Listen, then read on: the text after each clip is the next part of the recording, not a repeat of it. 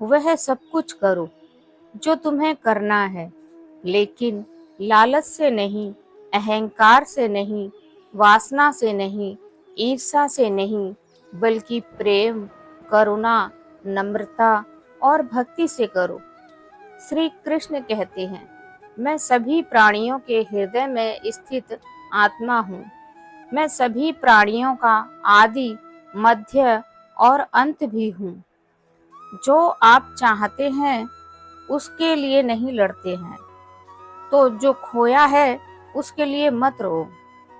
जीवन में कभी निराश नहीं होना चाहिए, क्योंकि कमजोर आपका वक्त होता है, आप नहीं। बुरे कर्म करने नहीं पड़ते, हो जाते हैं, और अच्छे कर्म होते नहीं, करने पड़ते हैं। राधा ने श्री कृष्ण से पूछा, प्यार का असली मतलब क्या होता है? श्री कृष्ण ने हंसकर कहा, जहाँ मतलब होता है वहाँ प्यार ही कहाँ होता है। जीवन में कभी मौका मिले तो किसी के लिए सारथी बनना, स्वार्थी नहीं। असली खुशी की कुंजी यही है कि अपने मन से इच्छाओं के बोझ को हल्का कर दो। अपना दिल अपने काम पर लगाओ, इसके इनाम या परिणाम पर नहीं। अगर आप किसी को छोटा देख रहे हो, तो आप उसे या तो दूर से देख रहे हो या अपने भीतर के अहंकार से। युद्ध हो या जीवन, सफलता केवल 3 शस्त्रों से प्राप्त होती है: धर्म, धैर्य और साहस। जो कुछ हुआ अच्छे के लिए हुआ, जो हो रहा है अच्छे के लिए हो रहा है, और जो होगा वह भी अच्छे के लिए ही होगा। जिस इंसान के चारों तरफ नकारात्मक लोग रहते हैं, उस इंसान का मंजिल से भटक जाना तय है। अपने अनिवार्य कर्तव्य का पालन करें, क्योंकि क्रिया वास्तव में निष्क्रियता से बेहतर है। कल की फिक्र मत करो, जिस ईश्वर ने आज तक संभाला है वह आगे भी संभाल लेगा। श्री कृष्ण कहते हैं, कठिन समय में समझदार व्यक्ति रास्ता खोजते हैं और कायर व्यक्ति बहाने। श्री कृष्ण कहते हैं, अगर तुम्हें किसी ने दुख दिया है तो बुरा मत मानना, क्योंकि लोग उसी पेड़ पर पत्थर मारते हैं जिस पेड़ पर ज्यादा मीठे फल होते हैं। अहंकार तब उत्पन्न होता है जब हम भूल जाते हैं कि प्रशंसा हमारी नहीं, हमारे गुणों की जा रही है। जो मन को नियंत्रित नहीं करते, मन उन्हें नियंत्रित कर लेता है और उनके लिए वह शत्रु के समान कार्य करता है। भगवान श्री कृष्ण कहते हैं, जिसे तुम अपना समझकर मग्न हो रहे हो, बस यही प्रसन्नता तुम्हारे दुखों का कारण है। देखा जाए तो इस अद्भुत वाक्य में जीवन का सार छुपा है और दुख से मुक्त होने का मार्ग। श्री कृष्ण ने भगवत गीता में ऐसे कई विचार दिए हैं, जीवन और कर्म के बारे में, जो हमें प्रेरित करते हैं। भगवान श्री कृष्ण इस संसार के पहले मोटिवेशनल स्पीकर कहे जाते हैं। उनके द्वारा गीता और महाभारत के युद्ध में कही गई बातें आज भी लोगों के जीवन में नई दिशा दिखाती हैं। श्री कृष्ण ने कर्म, धर्म और व्यवहार से जुड़े कई ऐसे वचन दिए हैं जिन्हें जानकर आपको इस संसार में एक प्रेरणा के साथ जीने में मदद मिल सकती है। तो आइए जानते हैं ऐसे ही आध्यात्मिक विचार। कर्म का फल व्यक्ति को उसी तरह ढूंढ लेता है जैसे कोई बछड़ा सैकड़ों गायों के बीच में अपनी मां को ढूंढ लेता है। मैं सभी जीवों में विद्यमान हूँ। मैं चींटी में भी विद्यमान हूँ और हाथी में भी विद्यमान हूँ। व्यक्ति कर्म करने से कभी छुटकारा नहीं पा सकता, इसीलिए तुम्हें हमेशा कर्म करते रहना चाहिए, क्योंकि कर्म के बिना तुम्हारे शरीर का निर्वाह भी नहीं हो सकता। मन शरीर का हिस्सा है। दुख सुख का एहसास करना आत्मा का नहीं, शरीर का काम है। मान अपमान, लाभ हानि, गम और खुशी, यह सब मन का खेल है। मैं हमेशा तुम्हारे साथ और तुम्हारे आसपास रहता हूँ, चाहे तुम कुछ भी कर रहे हो। मनुष्य उसके लिए शोक करता है जो शोक करने के योग्य नहीं है, और फिर भी ज्ञान की बातें करते हो।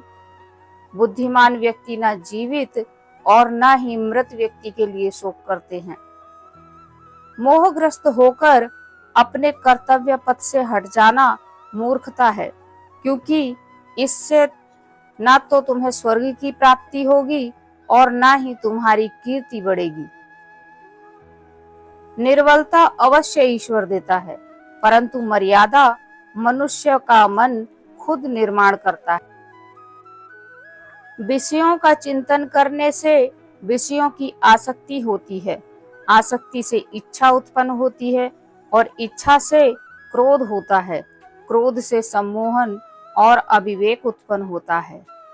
अमीर बनने के लिए एक एक क्षण संग्रह करना पड़ता है, किंतु अमर बनने के लिए एक एक कण बांटना पड़ता है।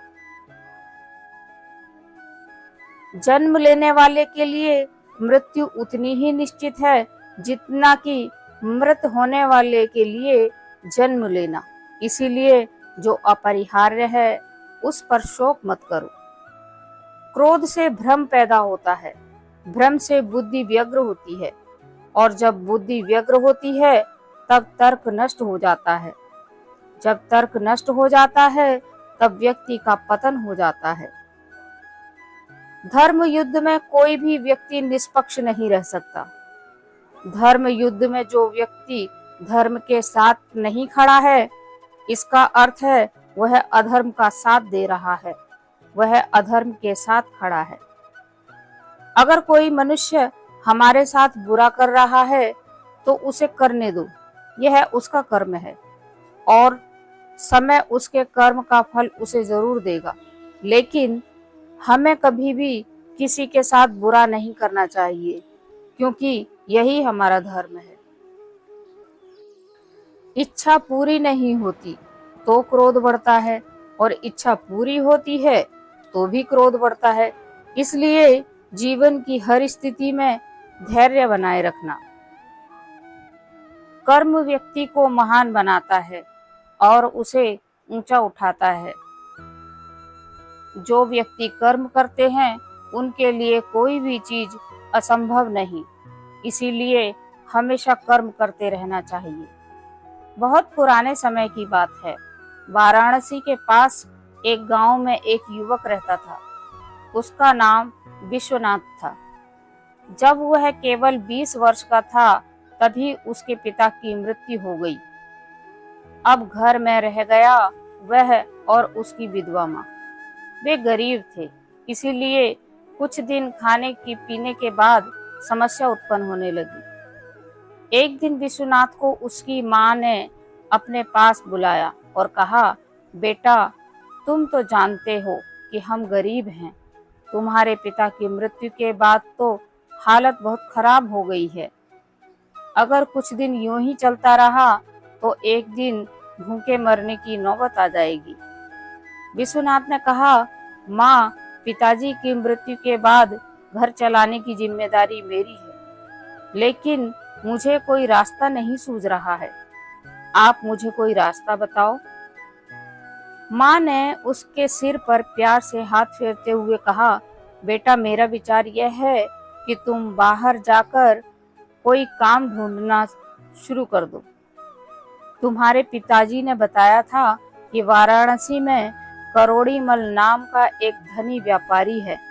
वह ऐसे लोगों को कर्ज देता है जो अपना काम शुरू करना चाहते हैं। तुम उसके पास जाओ और उससे कुछ रुपया कर्ज लेकर अपना व्यापार शुरू करो। माँ से आज्ञा लेकर विश्वनाथ वाराणसी के लिए चल पड़ा। जल्दी ही वाराणसी आ गया। वहां पहुंचकर उसने सेठ करोड़ीमल का पता मालूम किया। करोड़ीमल प्रसिद्ध आदमी था। उन्हें बहुत से आदमी जानते थे, इसीलिए उनके मकान का पता आसानी से चल गया। जब विश्वनाथ सेठ के मकान पर पहुंचा तो उसने अंदर से आती आवाज सुनी, यह मरा हुआ चूहा देख रहे हो?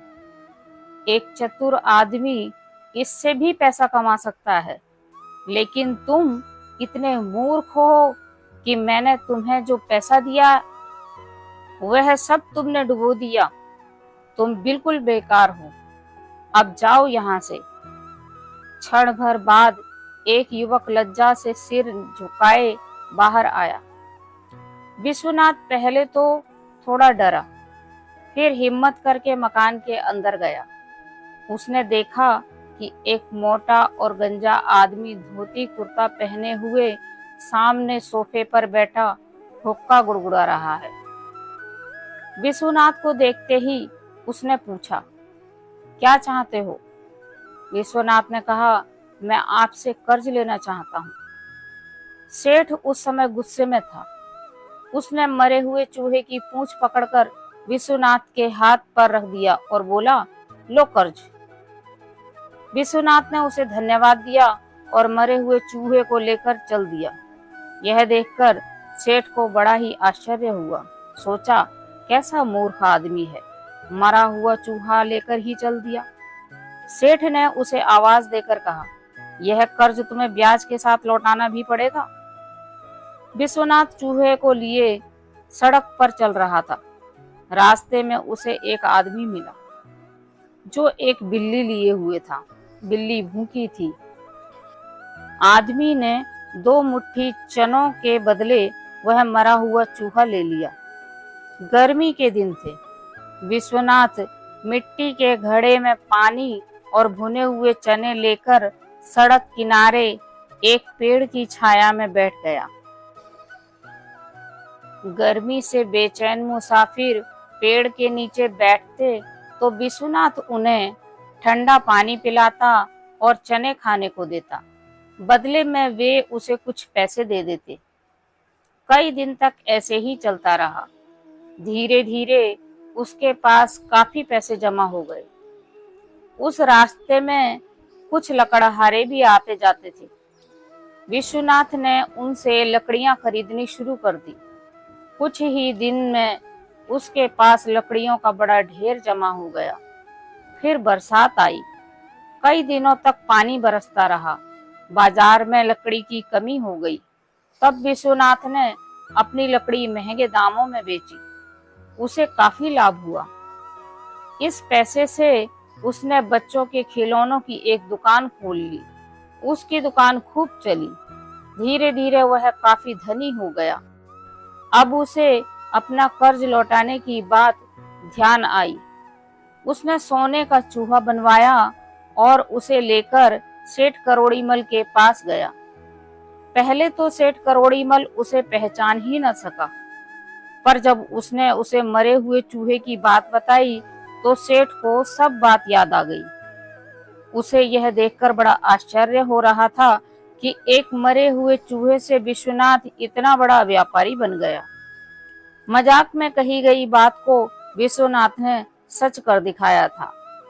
सेठ करोड़ीमल विश्वनाथ से इतना प्रभावित हुआ कि उसने अपनी बेटी का विवाह उसके साथ कर दिया।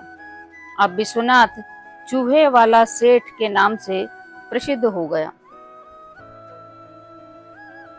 देखा हमने, मेहनत का फल हमेशा रंग लाता है। परिश्रम किया विश्वनाथ ने, जिसका फल उसे आगे जाकर मिला। जय श्री कृष्ण। राधे राधे।